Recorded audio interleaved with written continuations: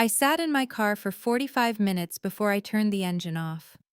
The house looked smaller than I remembered, or maybe I had just spent 20 years making it bigger in my head, building it up into something monstrous so the leaving made more sense.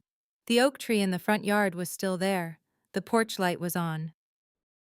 I had driven 9 hours from Cincinnati to a small town outside of Macon, Georgia, and I was sitting in a rental car on a Tuesday afternoon in October, and I could not make my hand open the door. My daughter texted me from the back seat of her college roommate's car, somewhere in Columbus, Ohio.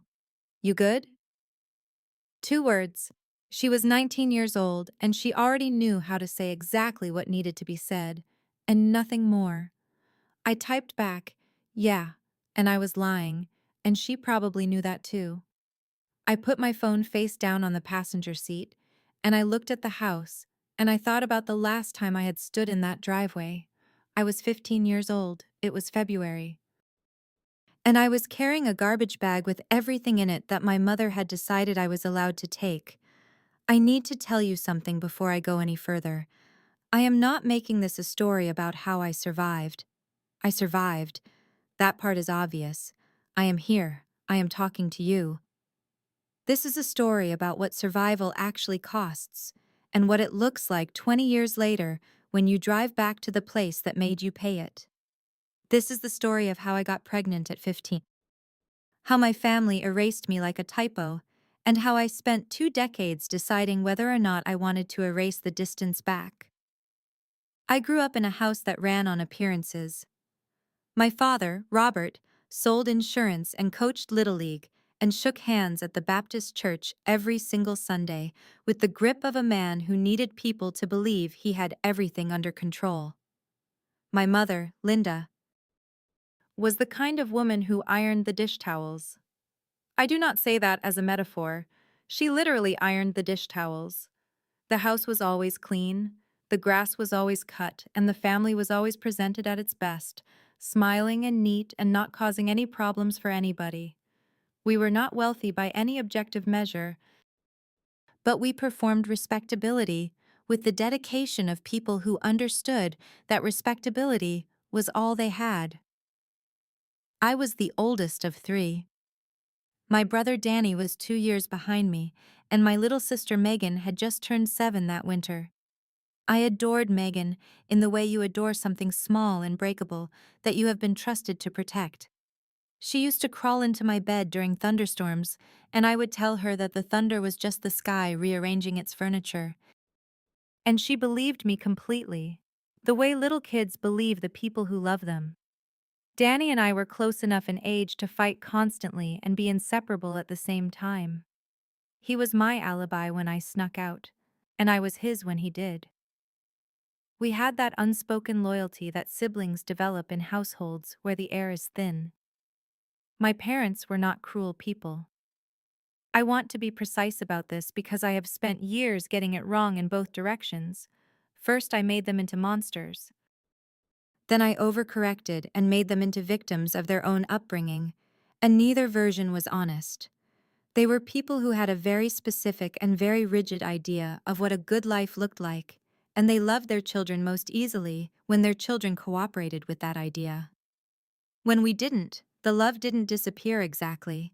It just became conditional in ways that were never spoken out loud, which made it harder to argue with. I was 15 when I met Tyler Briggs at a bonfire out past the Hendersons' farm. He was 16, he had his older brother's truck, and he paid attention to me in a way I did not yet have the experience to be cautious about. I thought it was love.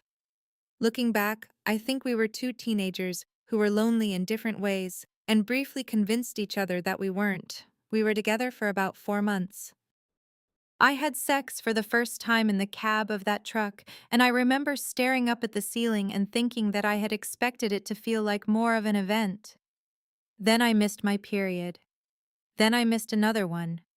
I bought the test at a pharmacy 40 minutes away from town because I was already beginning to understand, on some cellular level, that whatever was happening was going to require distance and discretion.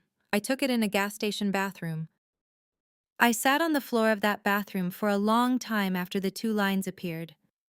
I was 15 years and 4 months old, and I was sitting on a gas station floor in February in Georgia, and I was trying to figure out how to make my lungs work properly. I told Tyler first.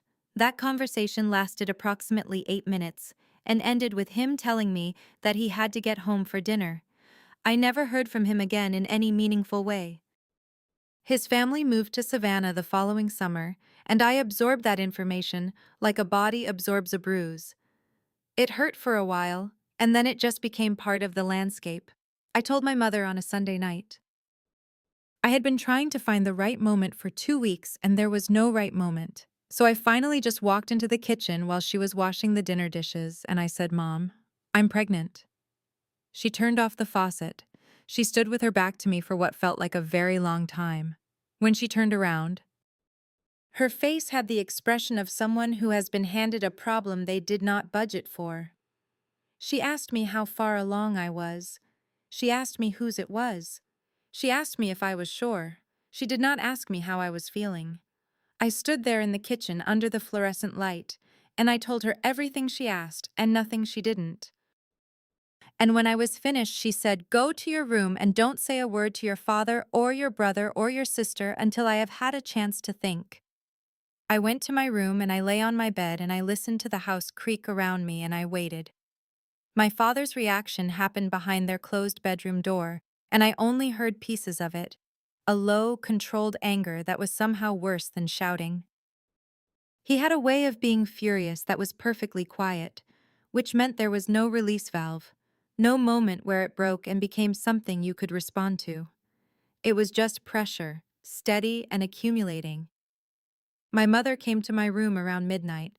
She sat on the edge of my bed and she told me that I had two options. I could go stay with her sister Ruth in Tallahassee for the remainder of the pregnancy, or I could be placed somewhere more formal. That was the word she used, formal, and it had the feeling of a door being locked from the outside. She told me that either way, when I came back, things would need to look a certain way. I asked her what that meant. She said it means what it means, Jess. That was the first time in this story that I used my own name, and I want you to notice how long it took me to say it. I chose Aunt Ruth. Ruth was my mother's older sister, a divorced woman in her 50s who smelled like gardenia lotion and burned everything she cooked and did not, as far as I could tell, care at all what the neighbors thought. She wasn't warm exactly, but she was real, and real was something I desperately needed. I was at her house within the week. What happened next unfolded over the course of 2 weeks in a way that I still cannot fully explain, except to say that it moved with the speed and thoroughness of an erasure that had been planned in advance. My number was changed. My room at home was cleaned out. When the kids at school asked where I was, they were apparently told I had gone to live with a relative due to a family situation, which is the kind of explanation that is technically true and emotionally dishonest in perfect proportion. Nobody called me. Not Danny. Not my mother. Not my father. Not once in the first month did my phone ring with a number from that house in Macon. Megan did call. Said, "I'm not supposed to talk to you." And I said, "I'm okay, Meggie. I'm okay." And she said, "I'm not supposed to talk to you." And I said, "I know, it's okay." And she said, "I miss you." And I said, "I miss you too." And then we sat on the phone in silence for almost a minute. A 7-year-old and her 15-year-old sister holding on across 30 miles of highway. And then she said she had to go, and she hung up. I stood in Aunt Ruth's kitchen, and I pressed the phone against my chest, and I cried so hard I couldn't breathe. My daughter was born on September 9th. I named her Ava Ruth, Ruth, because I owed that woman something I didn't know how to give her any other way. She weighed 7 pounds and 2 ounces, and she had this extraordinary dark hair, and she screamed when she came into the world with what I can only describe as intention, like she was announcing herself, like she wanted to make absolutely clear that she had arrived and she was staying. I was 16 years old, and I held her, and I made her a promise right there in that hospital room that I was not going to let the people who should have loved me without conditions write the ending of her story, too. My parents did not come to the hospital. I want you to sit with that for a second because I had to. I raised Ava with help from Aunt Ruth and eventually on my own, and I got my GED and I got a job and then I got another job and then I went to community college at night while Ava slept. And I became the kind of person who builds something out of very little because she has been given no other options. And for 20 years, I carried the fact of what my family had done the way you carry a stone in your shoe. Some days barely noticeable, some days making every step hurt. I had not spoken to my mother in 19 years. I had not spoken to my father in 20. Danny had sent a Facebook request in 2019 that I stared at for 3 weeks before accepting, and we had exchanged exactly 4 messages that were careful and surface level and sad. And Megan, little Megan with the thunderstorm fear, she had reached back out to me 6 months before the day I sat in that rental car. And what she told me changed everything. But I am getting ahead of myself. Because here is what you need to understand before any of the rest of this makes sense. I did not drive back to Macon because I had forgiven anybody. I drove back because Megan had told me something on the phone in April that I had not been able to let go of, something that reframed 20 years of absence in a way I was not prepared for, and I needed to look at this house and at the people in it and decide whether what she told me was true. I needed to know if the story I had been living inside of was actually the whole story. And I'm going to tell you what she said. I just need you to stay with me. Megan had called me on a Tuesday in April, the kind of spring afternoon where you have your car windows down and everything feels tentatively okay. I was driving home from work, and her name came up on my dashboard screen, and I almost didn't answer because we were still new at this, still figuring out the grammar of a relationship that had been interrupted for 2 decades when she was 7 years old. But I answered, and she said my name, and something in the way she said it made me pull off the road. She told me that she had been at our parents' house for Sunday dinner the previous weekend, and she had found something. Our mother had left the room to take a phone call, and Megan had been sitting at the kitchen table, and there was a cardboard shoebox on the counter with the lid slightly off, the kind of thing that looks like it has been moved recently, and something made her look inside. She described what she saw carefully. The way you describe something you aren't sure you have the right to be describing. There were envelopes in the box, she said, a lot of them, and photographs, and other things she couldn't identify right away. She hadn't had time to look closely before our mother came back. She'd replaced the lid and acted normal through the rest of dinner, but she couldn't stop thinking about it. And she was calling me because she thought I needed to know it existed. I sat on the shoulder of Route 4 for about 10 minutes after she told me that. Then I said I need to go back, don't I? And she said I think maybe you do. And that was how a box in my mother's kitchen became the reason I was sitting in a rental car outside the house in Macon 6 months later, trying to remember how to be brave. I had a strategy. I want to be honest that the strategy existed because without it, I would not have been able to get out of the car at all. I had written things down. Not a script. I had enough self-awareness to know that conversations like this one don't follow scripts, but a list of what I needed from this visit, a set of truths I was going to say out loud regardless of how they were received. I needed my mother to hear the words you sent me away, not as an accusation, but as a fact that had been floating unacknowledged in the atmosphere between us for 20 years and needed to be named. I needed to understand the box. I needed to know whether my father, who was in declining health, the other thing Megan had mentioned on that April call, knew I was coming. And I needed to get back in my car at the end of the day and be able to tell Ava, honestly, that I had tried. I got out of the car. The driveway was concrete, not gravel, which was new.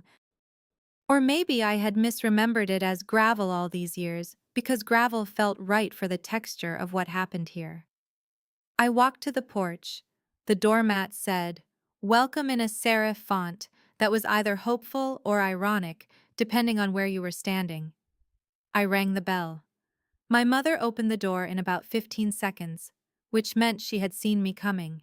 She had probably seen me the moment I pulled up, maybe before I even turned the engine off. She was 71 years old, and her hair had gone fully white, which I had known intellectually because Megan had shown me a recent photo, but knowing it and seeing it were different things. She was smaller than I remembered. Not shorter exactly, but less architectural. She was wearing a blue cardigan over a white blouse, and she was looking at me with an expression I could not name, not the expression I had rehearsed receiving. Not cold or defensive or closed, but something more frightened and more naked than I had prepared myself for. She said my name. Just my name, nothing else. Jessica. I said, "Hi, Mom." And then neither of us said anything for a moment, and the October air moved between us. She stepped back from the door and held it open, and I walked into the house. It smelled the same. That was the thing that undid me slightly. Not the look of it, not the furniture which had been rearranged, not the new countertops in the kitchen I could see from the hallway, but the smell, which was dish soap and the particular wood of the floors, and something underneath all of it that was just the smell of the house I grew up in, unchanged and stubborn, pulling at something in me I had thought I'd packed away completely. She offered me coffee. I said yes because I needed something to do with my hands. We sat at the kitchen table, the same oak table that had been there my whole childhood, and she put 2 mugs down and folded her hands and waited. I noticed she did not ask how the drive was. She did not attempt the small talk thing. Whatever she was today, she was not going to pretend this was an ordinary visit, and I was more grateful for that than I knew how to say. I told her I knew about the box. She went very still. Not guilty still, not caught still, but more like a person who has been carrying something heavy for a long time and has just been told they can set it down.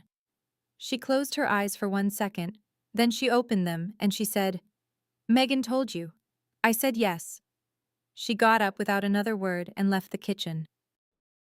Was now a small succulent.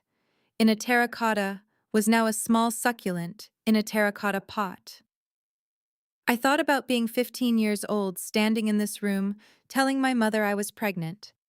I thought about Ava texting you good from the backseat of a car in Columbus. I thought about how many years of living fit between those 2 moments and how little of it had been witnessed by anyone in this house. My mother came back with the shoebox. She set it on the table between us and sat back down, and she did not open it right away. She put both hands flat on the lid, and she looked at me, and she said, "I wrote to you every year on your birthday. I never sent them. Your father." And then she stopped and pressed her lips together and started again. "Some of it was your father. Some of it was me. I need you to know that I know the difference between those two things, and I am not going to spend today pretending the parts that were me were actually him." I had not expected that. I had expected deflection or denial or a carefully arranged version of events designed to minimize her own role, because that is what I had been bracing for. The absence of it opened something up in my chest that I was not ready for. I said, "Okay." With a year. Starting with the year I left with a year. Starting with the year I left and ending with the current one. 19 years of birthday letters, written and sealed and never sent, sitting in a shoebox on a kitchen counter like a secret that had been waiting for the right person to find it. I touched the edge of one envelope and pulled my hand back. Taken herself. She had not seen me in Taken herself. She had not seen me in 20 years. She had no camera access to my life. These were printouts. There was a printout of a photo I had posted on Facebook in 2009. Ava at age 4 in a sunflower Halloween costume, grinning her gap-toothed grin at whoever was holding the camera. There was a printout from the Cincinnati Enquirer's online community section in 2011, a small announcement about my community college graduation that I had not known anyone in my family had ever seen. There was a photo of Ava from her high school graduation in 2023, pulled directly from my Instagram. My mother had been watching. Not from close up, not in the ways that would have required her to admit she was watching, but through Megan, through whatever corners of the internet she could reach. Through Aunt Ruth, who I now understood had been quietly feeding information in both directions for years, a back-channel connection I had never known existed, a cord kept alive underground, while everything above the surface looked severed.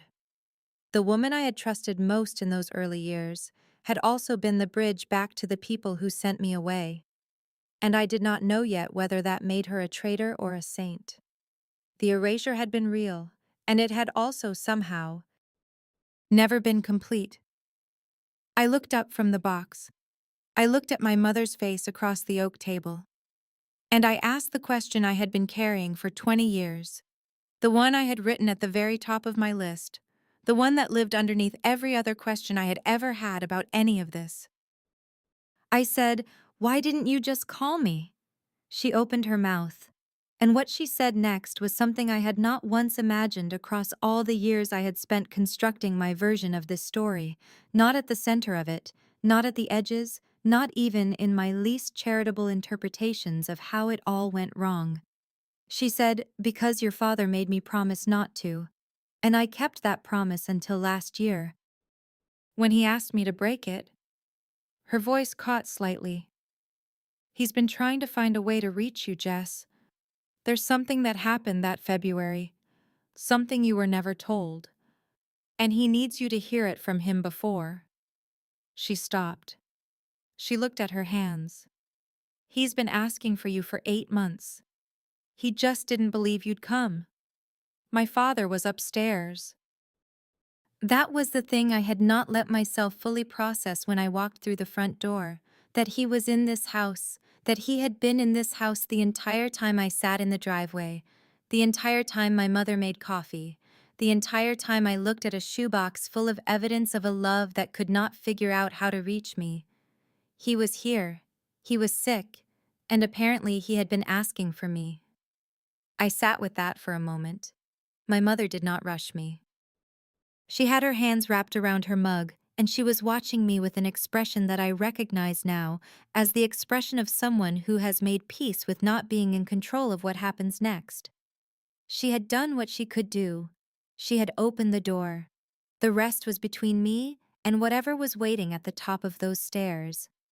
I asked her what was wrong with him. She told me it was his heart, which felt almost too on the nose, and I did not say that out loud. 2 surgeries in the past 3 years.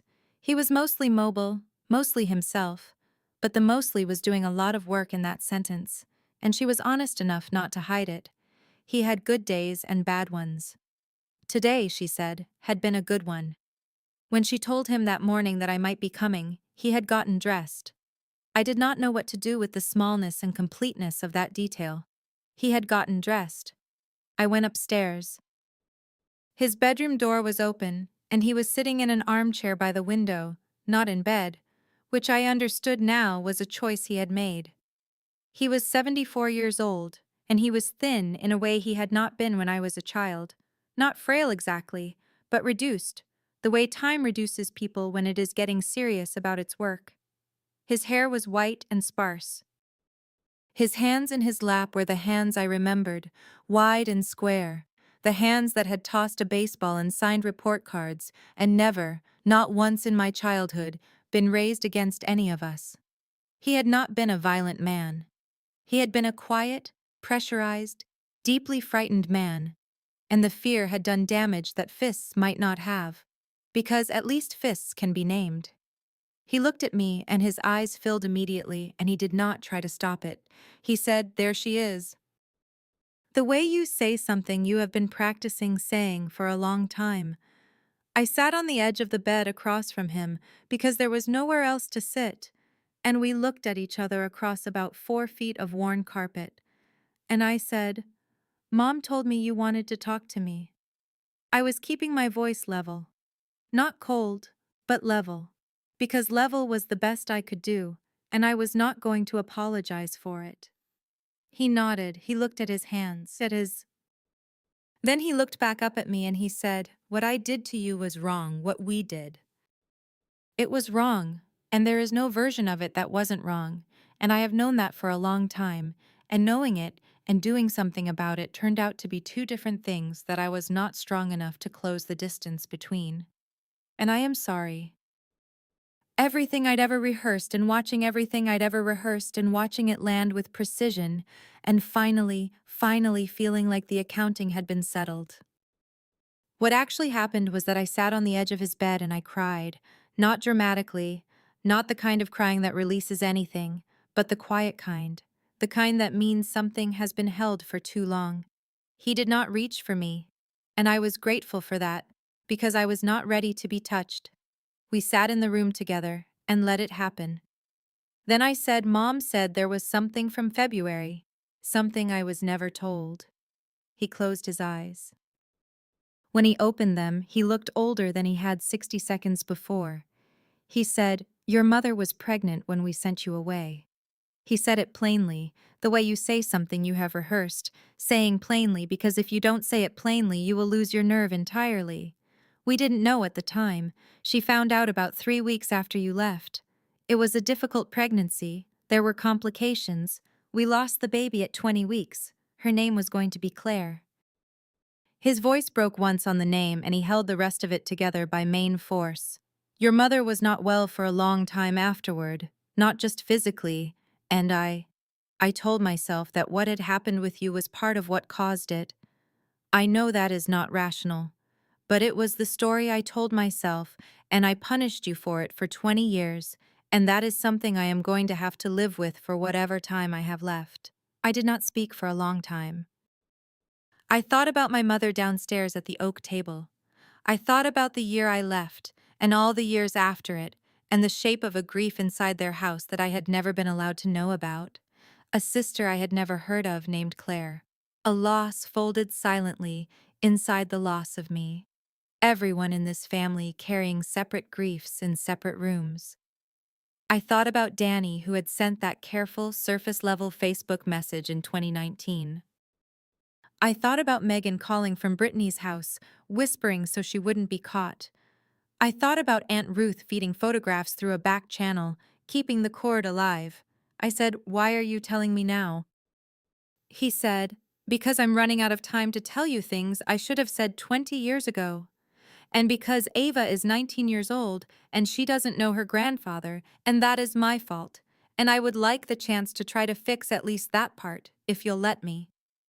I said, That is not my decision to make for her. That is hers.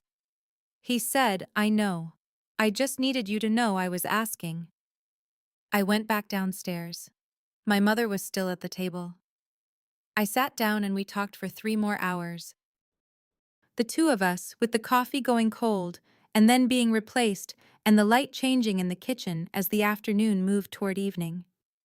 We did not resolve everything. We were not going to resolve everything in an afternoon at an oak table in October in a house in Macon, Georgia. But we said things that had needed saying for 20 years. And we said them with enough honesty that at the end of it, I did not feel like I was pretending.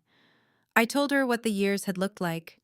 The gas station bathroom floor, the hospital room where Ava screamed her way into the world with my father's dark hair and nobody from my family there to see it, the community college night classes, the apartment in Cincinnati with the radiator that clanged all winter, the very specific texture of building a life without a net. I told her all of it, not to wound her, but because those things had happened and they were real, and they deserved to be witnessed by someone from this house. She listened to all of it. She did not make a sound, did not interrupt, did not defend. At the end, she said, I should have come for you. After your father made me promise not to call, I should have broken the promise. I should have come for you and I didn't, and I am sorry. And then she said, She sounds extraordinary. Ava.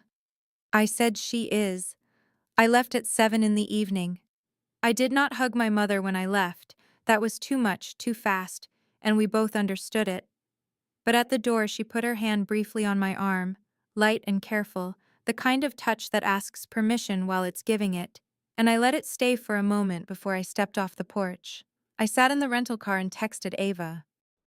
Not yeah this time. Something longer. I told her where I had been and what had happened in the rough outline of it, because she deserved to know, and because keeping it from her would have made me too much like the people I had just spent 3 hours asking to be different. She called me back in under a minute. We talked for 40 minutes in that driveway, while the porch light stayed on behind me. She asked if she could decide for herself about her grandfather. I said, of course.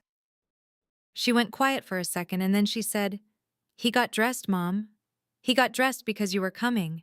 And I said, "I know." And she said, "Okay. I'll think about it." And that was exactly the right answer. And I had raised someone who knew how to give it. I drive to work now past a park that has a big oak tree near the entrance.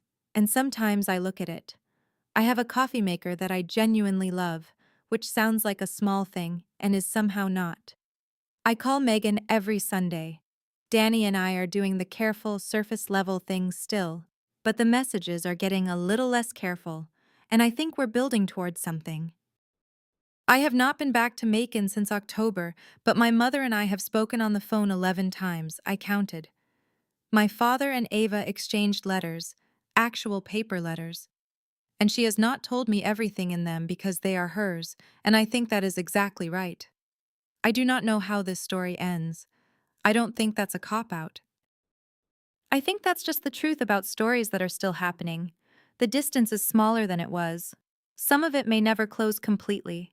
And I have made a kind of peace with the fact that peace does not mean everything becoming okay. It means deciding that the rest of your life doesn't have to be organized around the wound. If you are someone who has been erased by the people who were supposed to hold you, I see you. I'm not going to tell you to go back. I'm not going to tell you not to. I'm going to tell you that you are allowed to take 20 years if you need them. You are allowed to sit in the driveway for 45 minutes. You are allowed to go in on your own terms, with your list, with your level voice, with your whole complicated self. And whatever you find on the other side of that door, letters that were never sent, a father in an armchair who got dressed because he heard you were coming, a story inside the story you thought you knew. You are allowed to decide what to do with it in your own time, in your own way. That is all I have. Thank you for staying with me.